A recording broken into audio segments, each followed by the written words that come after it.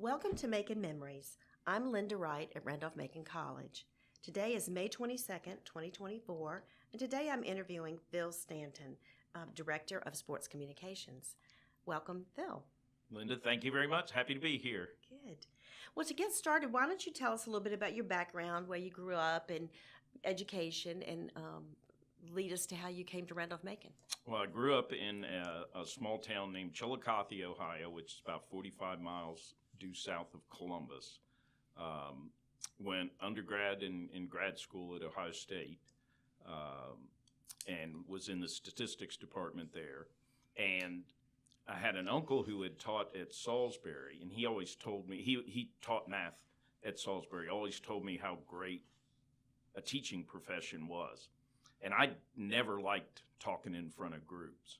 But then when I was in grad school, I was a graduate assistant in the statistics department and really enjoyed that. So that got me thinking about looking at potential schools to be able to teach. So Randolph-Macon had an opening, and I had applied. That would have been in the winter of 1979. Didn't hear anything, and they actually had hired somebody else for the position, and that person, his wife got ill, and so he declined the opportunity. And so I was contacted in May of 79, and they asked me to come over for an interview. I met with Ron Moore and the staff in the math department, and loved the school when I first came and visited. And so then it worked out. So then I came on board in the fall of 1979 as an assistant professor in the math department. Mm-hmm. Teaching statistics. Yes, primarily statistics. Yeah. Taught some calculus, some of the other ones, but I was kind of the statistics guy. So I taught usually would have 3 intro-level statistics courses, and then every other year they offered an upper-level probability and statistics course for math majors. So I had those. But then, also would have, I think I taught finite math one semester and calculus a couple times, but primarily was statistics. Well, there's a big demand for statistics now. I'm an advisor because of the business major. Well, a lot of majors actually require statistics now, so it's a big demand. It is. The sociology, psychology, really almost any of the sciences are going to have some statistics involved with them. Well, so you mentioned Ron Moore. Who else was in the math department at that time? The 3 kind of the old guard were Ron Moore, Austin Bishop, and Bob Offenbacher. And then when I came in 1979, there was actually 3 new members that came in, Bill Emerson and Chet Gibson.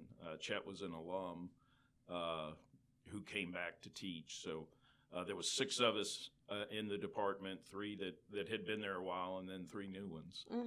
Very good. Well, I know the names, Moore, Bishop, and Offenbacher for sure. I'm not as familiar with the other 2. So yeah, they were not here as long. Yeah, the other were long timers, right? Well, it was while you were here teaching that you first took on the role of in sports information, right? Yeah, it is. Tell yes. us about that. I always had grown up with a real love for sports. So when I came here, young right out of school, had a lot of energy.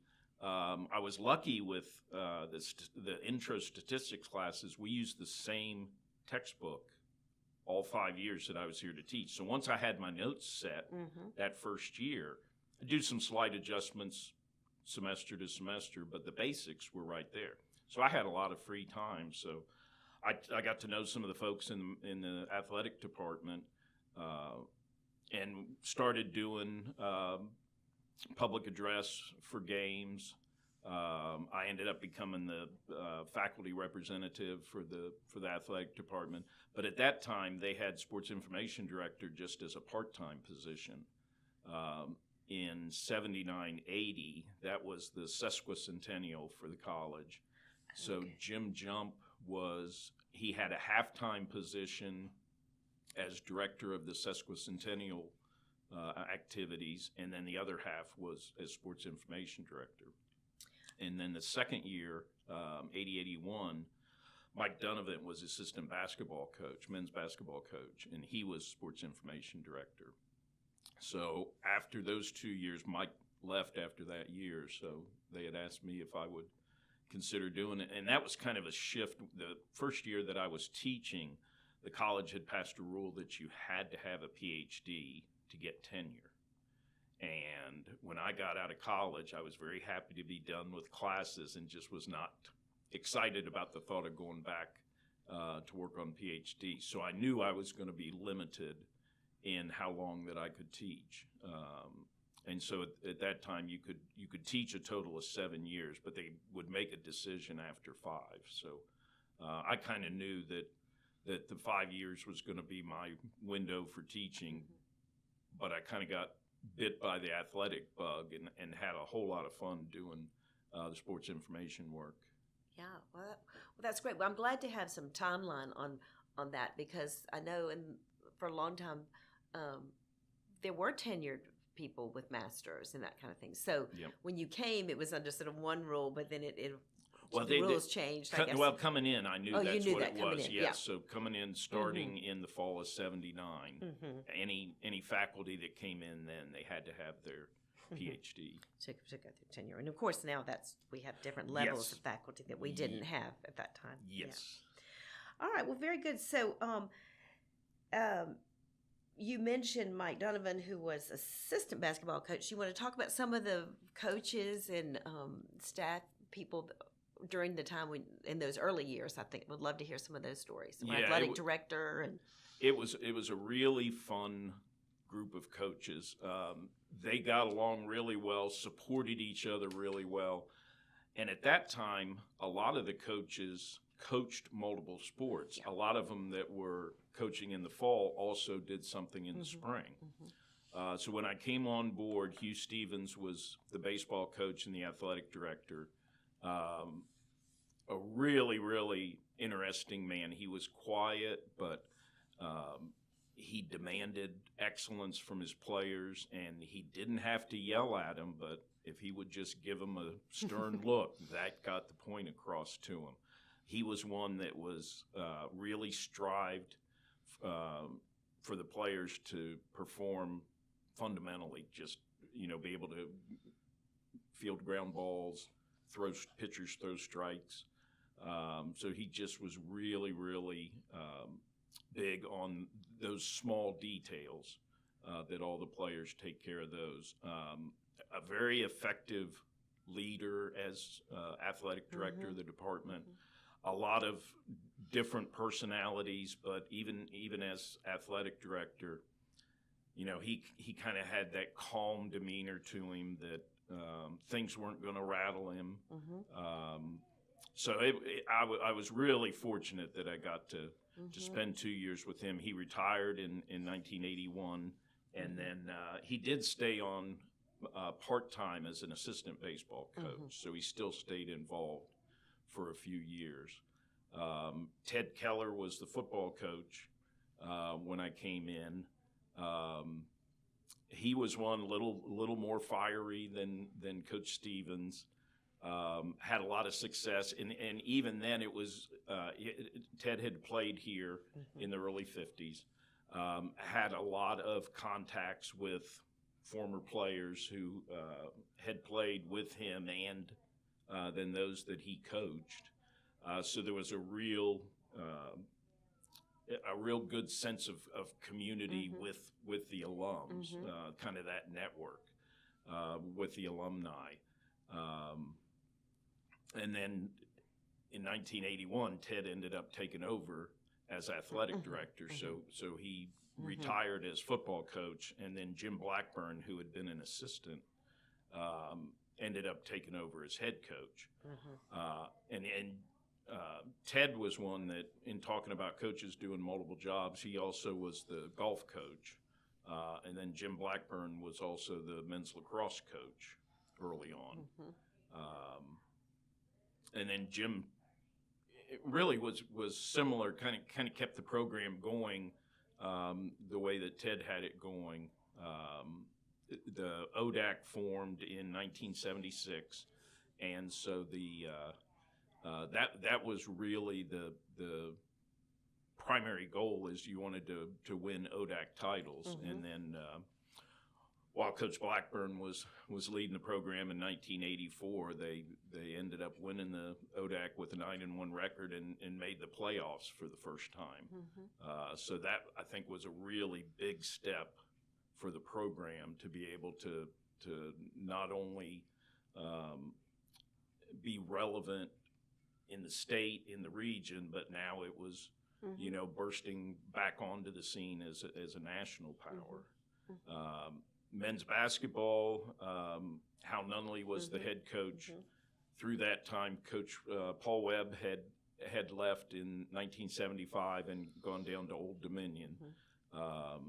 So had some interaction with Coach Webb, but Coach Nunley was really, really tough on his players. He had the philosophy that he wanted to make practices harder than game situations would be. And he wanted to make sure that his players were as well prepared as possible for games. A loud, a big personality, loved cigars, and that was at a time he shared an office with Helmut Werner, and the two of them both liked cigars. So as you headed in, and no windows in their office, so you could tell when the two of them were in the office. But Coach Webb had built national success with men's basketball program, and Coach Nunley was able to continue that for 24 seasons. Oh, so he was here long, yeah. He was, yeah. And then Helmut Werner was the men's soccer coach and the tennis coach. He was a lot of fun. And swimming too, I think. And he did swimming for a while. Yes, he did. Yes. He was a lot of fun. Soccer was not as big in the United States at that time. He had been an All-American at Lynchburg. He really wanted to spread the word about how great the game of soccer was. So it was fascinating being able to talk with him, be able to watch him, coach his players, and they were another group that had a lot of state and regional success.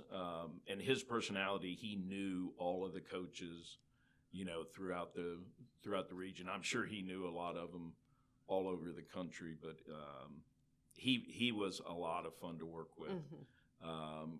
Greg Waters was an assistant coach with football. He was offensive coordinator, and then he was assistant baseball coach. And then when Coach Stevens retired, he took over as the head coach. He and I were right around the same age, so we became really good friends then. And Greg still lives in Ashland, so we have stayed in touch all through the years. The college had gone co-ed in the mid-'70s, so the women's sports were kind of in their infancy as they were coming through.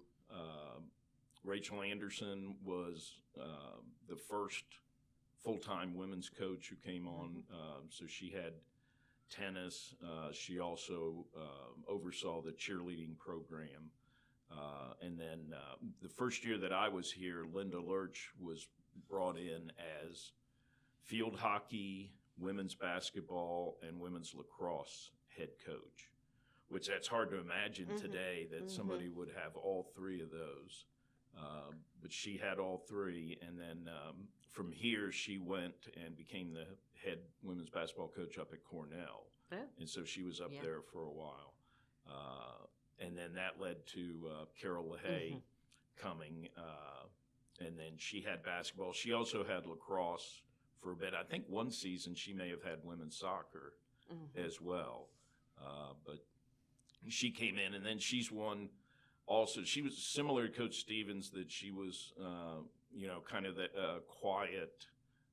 She would get after the girls in practice or during games if she needed to, but overall her personality was kind of quiet. She was kind of that quiet, effective leadership style. But it was great when I left school, and then times when I would come back, she was one of the staples that was in the department. Yeah, Wow, well, that's a wonderful history in a nutshell of all those different people. I was fortunate to interview Ted Keller and Helmut Werner for this Making Memories, obviously, many years ago, and Rachel Anderson and Carol LaHaye. So I've heard a little bit of that, but to get the big snapshot of all of the different sports and the trajectory. Well, when did now I'm not sure if this is even accurate. But when did is it Ray Long? When did he come? Is that not it? Baseball? Or is that, am I getting mixed up? He was on the team. He was never a head coach. Oh, he wasn't a coach. Okay. No, he was a player. He was at Patrick Henry High School for a long time. Maybe that's what I'm thinking. He was at. Okay, he coached there. Yeah, we were fortunate. We've had a lot of stability amongst the coaches, like for baseball. Yeah.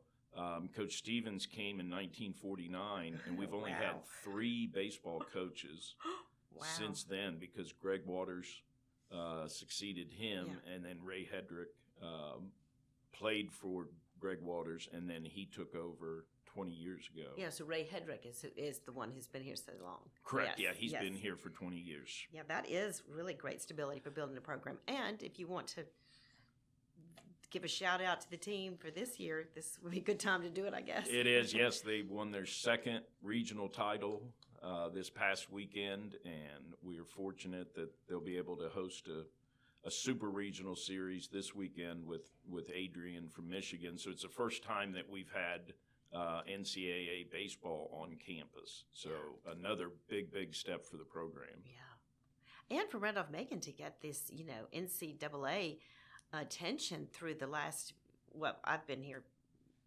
19 years, but through the last, few years, in the last decade, we've gotten lots of that kind of attention. Yeah, we've been really fortunate. Jeff Burns is the current athletic director, and he actually was a student of mine when I was here before, and he was on the men's soccer team, and was also on the tennis team. I was the faculty advisor for the Theta Chi fraternity, and Jeff was a member of that. So we had a lot of contact while he was in school, and he stayed on campus ever since he graduated, became an assistant coach, a head coach, assistant AD, and now AD. Yeah.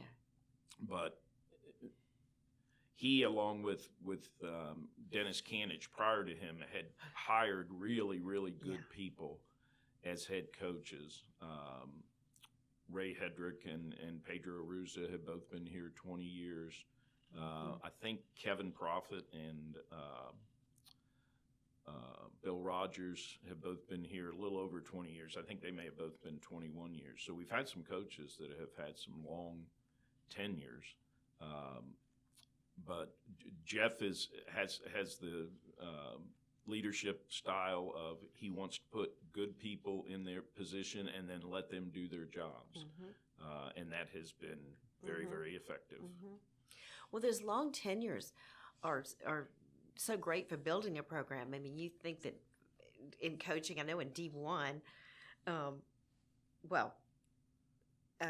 to be able to build a program and you can reap those successes, sometimes it takes a long time. And I know when Coach K retired at Duke a few years ago, he said, if I were starting out today with my record in the early years, I would have been fired. I would never have been able to stay because there's such pressure to perform immediately or have winning seasons immediately, I should say. So it really speaks well for the you can see these programs are successful when they've had some time to build and over time. And it's great to see, too, when they have those long tenures, they have connections with those players from these past 20 years. And to be able to see those players come back, I'm anticipating that we'll see a lot of former players that'll be in the stands for the baseball this weekend. Oh, that'll be exciting. Yeah, good. Well, thank you for all of that. I can see how you were excited to go into sports communication, and I would just say, you have a great voice. I mean, thank you. So you're public for doing the announcing, and did you want to talk about that? Was that fun for you? Or absolutely. Yeah, I had fun. And again, growing up, I was always uncomfortable speaking in front of groups. But when I was here, getting some experience and doing the public address, and then I have people saying, well, you do sound really good on the microphone. And part of it, too, the practice of speaking in front of classroom every day. So it's been a lot of fun, been able to do a lot of PA work, have done a little bit of radio through the years, so have been able to take advantage of it. Yeah, I would think that would be fun. I'm sure it's a high pressure environment because you've got to be watching what's happening and describing it. But while you're describing what just happened, something else is happening. So I think that's a challenge. I'm sure. Yes, definitely. to string together coherent sentences while things are happening so fast. Well, let's talk about, if you'd like, I do want to focus on Randolph-Macon, but your career did have a few interludes. When you left here, you went to University of Richmond. I actually worked 3 years for the Richmond Braves. Oh, okay. Prior to that. Yeah, okay. So the Atlanta Braves had their AAA team in Richmond. Growing up, baseball was always my favorite sport, so I thought it would be really fun to be able to work in professional baseball. And initially, my thought was that I was hoping I'd be able to make my way down to Atlanta and work with the major league team, which that didn't happen. But I had a blast. I was 3 years working with the Braves and had some tremendous coworkers. And one of them who I became really good friends with was Bob Black, who did the radio for the Richmond Braves, and then he also did radio for the University of Richmond, and actually still does. So I was with the Braves for 3 years, and then spent 1 year working for an agent, which was a really interesting year. I would not have wanted to do that for a career, but it was really interesting to see that operation. And a lot of what I did was for baseball and football players, when they would come up for salary arbitration, I would take a look at their career stats up until then, compare them to other players, and see where they should fall from a salary point of view. And again, it was a lot of fun. I would not have wanted to do that for a full career. But then a position came at University of Richmond in 1989, and I joined their sports information office. And Richmond was very, very similar to Randolph-Macon in terms of the student body. And it's just their athletics were on a little higher level than Randolph-Macon. So I had a great time while I was there. Some really good people that I worked with from an administrative point of view, and then the coaches, student athletes. I mean, there's still a lot of folks that I made friendships with then that I still have. So I was there for 12 years.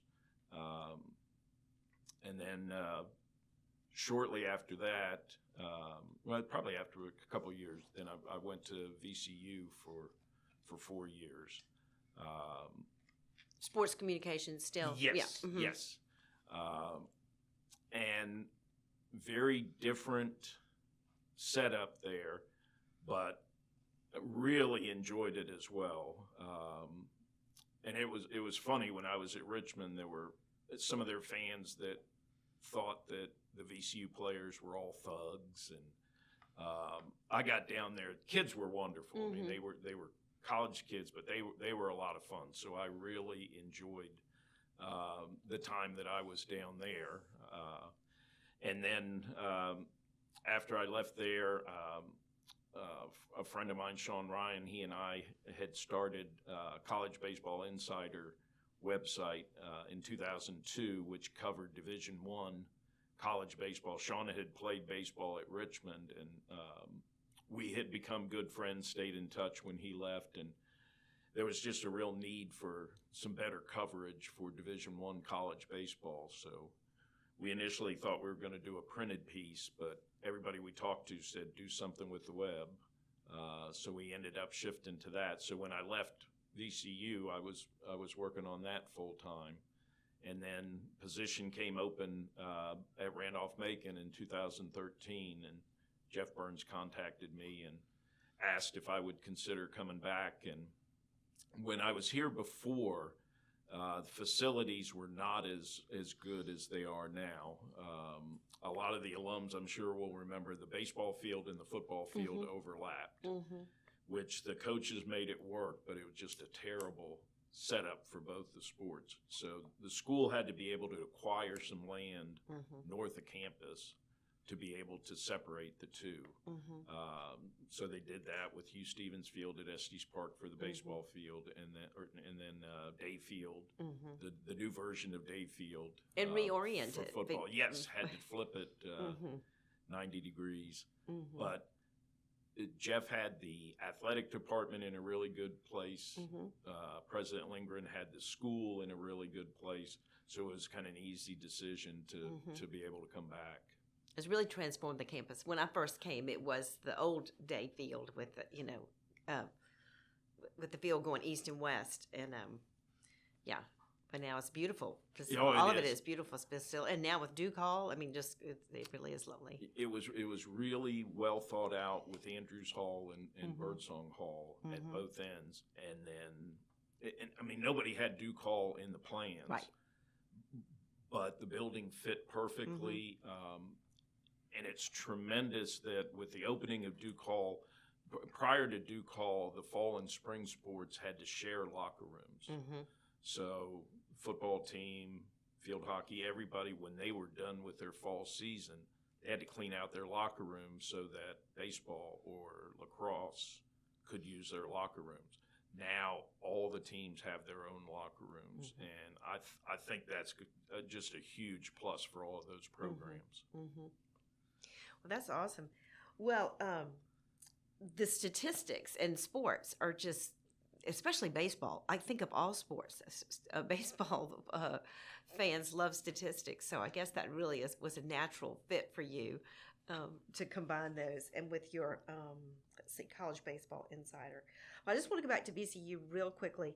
When you were there, you weren't there when they had their big run in basketball. That was I was not. That was just a little bit before that. I was fortunate. I got to go with them for 2 NCAA tournaments. Jeff Capel was a head coach when I first got there, and we played Wake Forest down in Raleigh, and ended up, I think, lost by 1 to Wake Forest, but a really good game. And VCU had always felt like they needed that one signature win to kind of get them over the hump. So then Anthony Grant came in when Jeff Capel left to go to Oklahoma. Anthony Grant came in, and while he was there, they ended up beating Duke in the first round up in Buffalo. And that was really what springboarded them. So then Anthony Grant left to go to Alabama, and that was when Shaka Smart came in after him, and then he was the one that got them to out to the Final Four. Yeah, that was very exciting. So then you came back to Randolph-Macon, so Jeff Burns made a good call, get you back, and but meanwhile you are still have your college baseball insider. Yes. Still do that, and still don't cover it. Don't work on it on a full-time basis, but still keep my hands in on it. Right.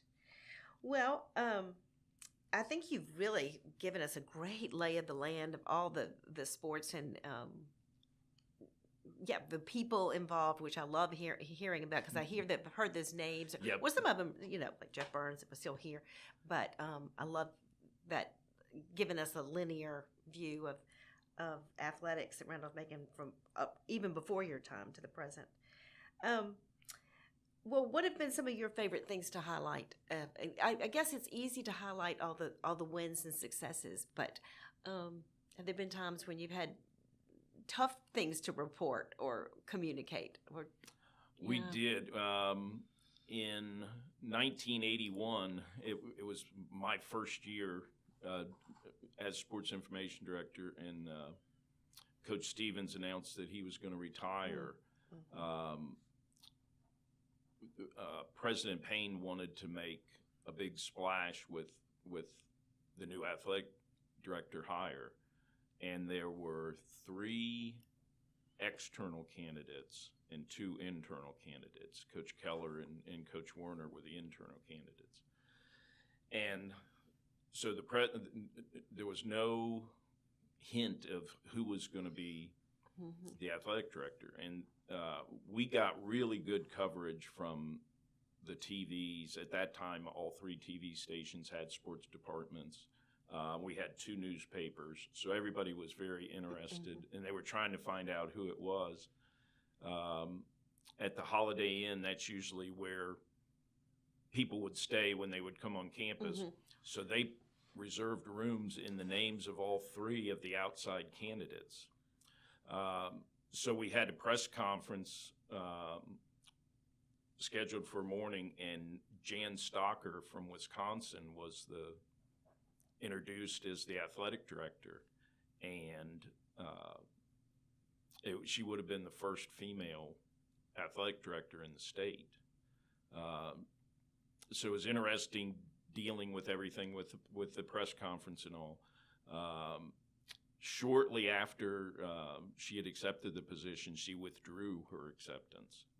And so they had to scramble, and so they went out and found Ted Keller on a golf course and asked him if he would become athletic director. But I remember in setting up the press conferences, I was kind of relying on the school's communication department, and Lex McMillan was the PR director at that time. And so we had put, I think, a midnight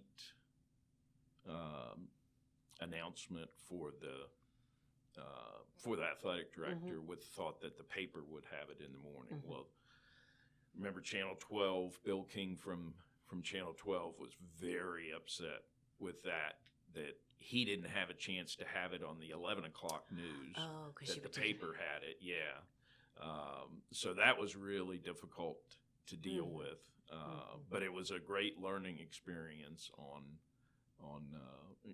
dealing with the media. I've seen press releases in the archives, just in different folders, and they'll have, for immediate release or for, the date, press release. So how did you, just logistically, did you communicate those things to the media? Did you, you didn't, I guess you had fax machines, but you didn't have, you didn't have the internet, but how did you physically do this? We had, I can't even remember what the machines were called, but it would be a long cylindrical tube, and you would attach the sheet to it. And the mimeograph thing? Yes. Yeah. Well, not mimeograph, but it would be one that it would go across the phone line. Okay, so what was the early fax, I guess? Yes. It was the early fax. Yeah. So it would just kind of go line by line, and then it would print. Like a teletype almost. Yeah. So we would send that. A lot of it we ended up, we would do by phone. Yeah.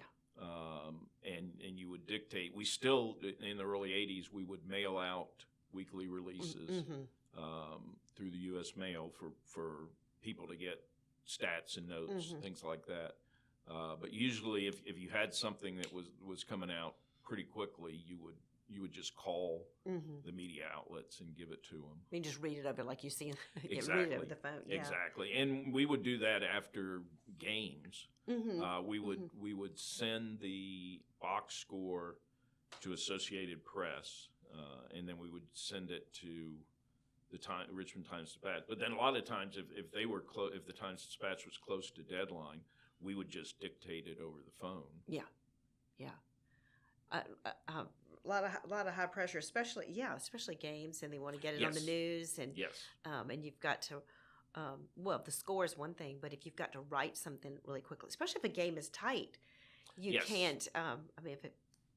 I'm sure you really got to write very quickly, or have something in your head that whichever way this goes, I know how I'm going to headline it. Yeah. Now we didn't write the game stories as much back then because we didn't have the web to put them on. The media wanted to be able to write their own stories, so. Okay. If we had, we would usually have writers from the newspapers that would be at football and basketball games.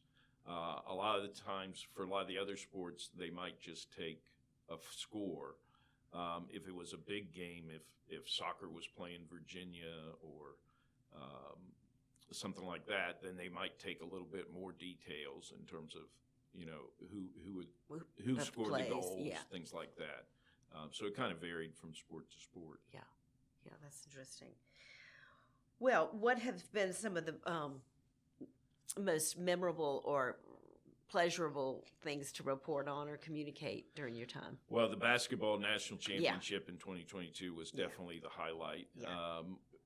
When I was here in the early 80s, it was really hard to imagine that any team would have themselves in a position to play for a national championship. The 1984 football team was really, really strong, and back then there were no automatic qualifiers, so they just had 8 teams from around the country that were in the playoffs. So had we won that first round game, we were ahead in the after 3 quarters and gave up 2 touchdowns in the fourth quarter to lose by 1. But we would have gone to the semifinals, and at that point you didn't know as much about the other schools around the country. You knew schools that were in the area, in the state, within the conference. And then some of the other ones, especially ones that we would play non-conference, Salisbury and some of the other programs. But as we got more into the 2000, now basketball always had shots. In 77, they had played for a national championship. They made a lot of playoff trips, and then women's basketball too got to the national championship game. So I think there were programs that felt like they had a chance to be able to win a national championship. But I think now, as we got into the 2000s, and especially with the improvement of facilities, softball went to a World Series, baseball went to a World Series. Football made their run to the semifinals last year, and then men's basketball, kind of finishing it off. And we used to talk about, we try to guess which program was going to be the first one to win a national championship. So I think when men's basketball did do that, then I think that gave a lot of the other coaches the thought that, hey, we can do it here. Yeah. But that was definitely the highlight. But there have been a lot of big conference championships, a lot of big NCAA wins that a lot of the programs have had, and it's been a lot of fun. It adds work to us, but a lot of the teams have been able to host NCAA games. We've had men's and women's basketball. We've had softball. We've had football and baseball. All of them within recent years have been able to host NCAA events. So that's great. One, to speak to the fact that we've got facilities that are strong enough that the NCAA feels comfortable in getting games there, but then that the teams are strong enough as well to be able to earn those home games. Well, that's great. So those are really some great highlights. What have been some of the biggest challenges facing RMC sports or D3 athletics, you think, going forward? Fundraising. That's probably the biggest thing, which I'm sure a lot of academic departments would say that. We have 18 varsity sports right now. All of them want to have success, and it's challenging for them to not only get. We're fortunate that the ODAC, the Old Dominion Athletic Conference, is strong in a lot of sports, but to be able to play strong opponents outside of the conference, so that involves travel. I think the coaches have expanded their territories for recruiting, where they used to look heavy within the state. I think they're spreading that out to where they're looking at North Carolina, Pennsylvania, New Jersey, a lot of states through the Mid-Atlantic, and even we'll get some kids that'll come in from Florida or Texas, states that are a little bit farther. But I think I think you always want to improve on the facilities. Mm-hmm. As nice as the baseball field is, there's going to be other schools that are going to improve their baseball facilities. So Duke Hall was a huge step for a lot of the sports, and be able to have nice, big, spacious locker rooms. Football to have a large meeting room that they can get the whole team in. Just things like that.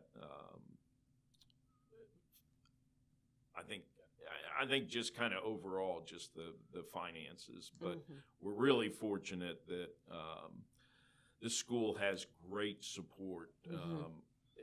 The alumni, high percentage of them have really good experiences at Randolph-Macon, both from an athletic point of view as well as academic and social. So we've been fortunate to have very, very generous donors to be able to give back to the programs. It's been a little easier for the men's sports in that the school, it was all male for so long. But now the women's programs will be coming up on the 50th women's basketball team next season. There's more support from the female alumni as well as the men. So you're getting good support for the women's athletic programs as well as for the men's. Good. Well, fundraising or funding in general is the biggest challenge, I guess, in most places. Yes. Yeah. Well, do you have a favorite story or anecdote about an RMC coach or athletics or any funny thing that happened or poignant? It doesn't have to be funny, but any. I'll have to think. There've been so many good ones. One of the funniest things that I ever had seen. There was a football player named Pete Popek who was a lineman. He just was a really funny guy, tough football player, but he really struggled to get through school. And I think it may have been his 6th year that he finally graduated. But at that time, graduation was in Crenshaw Gym. So as he was walking across the stage to get his diploma, he kissed President Payne on the lips. And the whole place just roared. But he was so happy, so proud that he had gotten his diploma. And anytime a graduation comes around, that is one of the first things that I think of. Trying to think of some other ones with games. I can't really think of anything real out of the ordinary. Oh, that's fine. I just didn't know if you had anything about a particular coach or, athletic director. I've heard a couple of funny things about, just interesting about Coach Stevens and, different things I didn't know. Not to put you on the spot. But what has been the best thing about working in communications at RMC? Let you. One thing that is fortunate with our department and with the athletic training office, we really get to deal with all of the teams versus just, where coaches are primarily dealing with their one sport. We really get to deal with all of the coaches, all of the student athletes, and we always will divide up responsibilities as to who is the primary contact for a sport. But with Division III, you're really concentrating on your home events. So you do get to work with all of the teams. You get interaction with all the coaches. So I think being able to work with them, get everything that they want on the web, and they look at the website as being a recruiting tool as well. So we want to make sure that the information is there that they want to have for recruiting. And then we do have contact with a lot of different departments on campus. We have a lot of direct contact with physical plant, and they are tremendous in helping us, and especially when we have tournament games, whether it's conference tournament, NCAA tournaments that aren't quite expected. And this week being a perfect example with graduation being on Sunday, we've got a lot of needs that we have for NCAA baseball, but all of the staff that we have dealt with through the years from physical plant have been so good that they have been, cooperative, have a really good attitude in helping us out. And then, we have interactions with the business office, with the president's office, with admissions, and just with so many different areas of campus. I think, just being able to have that contact with so many different parts of campus that, we don't feel like, we're just athletic communications, that we're just kind of in our bubble by ourselves. But we're working with all the athletic department and so much of the overall campus. Yeah, that is, I can see how athletics really would touch on so many departments and, like you say, offices across campus. And it's great to hear the cooperation. And I can see that, the college community is proud when a sports team is going to host an event, even though it is generating more work. But there's a sense of pride in that. Oh, absolutely. Yeah. And it's a sense of pride locally, within Ashland, Richmond, Central Virginia area, but then also within the alumni community, but then also nationally too. Out of all the Division III schools in the country, we were the only ones to have hosted and won a playoff game for football, men's basketball, and baseball through this past year. And there's more than 430 schools that have men's basketball. Not all of them have baseball and football, but out of all the schools in the country, we were the only ones. So there's a lot of national pride as well to be able to host and have success. Yeah, that's great. Well, we'll have to cut that clip out, what you just said, and post that on the website. That's awesome. Well, I do want to just state for the record that next month you will be awarded the 25-year award by the College Sports Communicators for 25 years of service in the athletics communications profession. This award will be presented at the 2024 College Sports Communication Convention in Las Vegas. So congratulations. Thank you very much. I'm very much looking forward to that.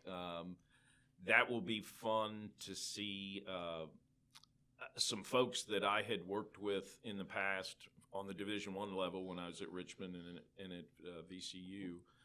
And then a lot of them that I have worked with over the last 11 years at Division III schools. So I'm very much looking forward to that. Good. And a nice trip to Las Vegas. That sounds fun. Yes. Yeah.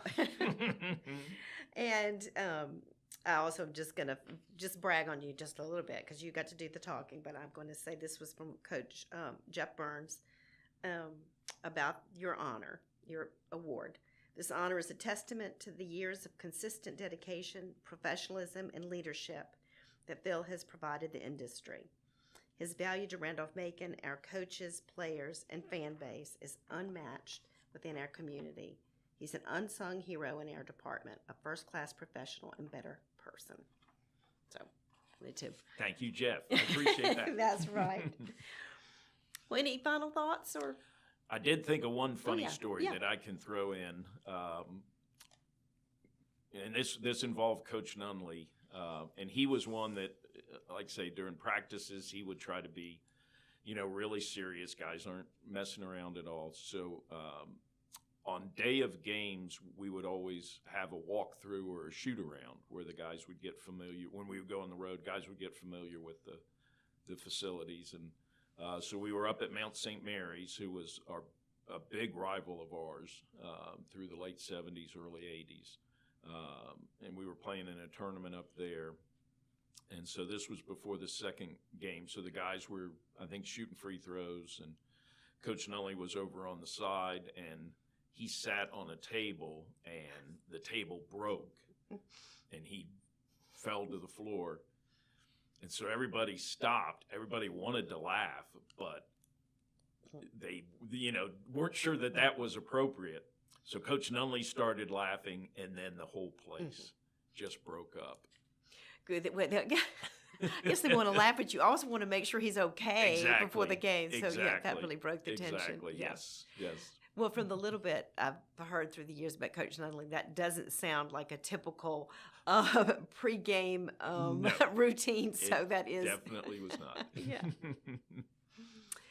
Well, Phil Stanton, I want to thank you so much for coming to Making Memories today, and it's been a pleasure talking with you. Well, thank you, Linda. I have enjoyed it very much. It's Randolph-Macon is really a special place. There have been some great people that have come through as students, faculty, staff, coaches, administrators, and it's been a lot of fun to work with them. Well, all the best to you. Thank you very much. Thanks.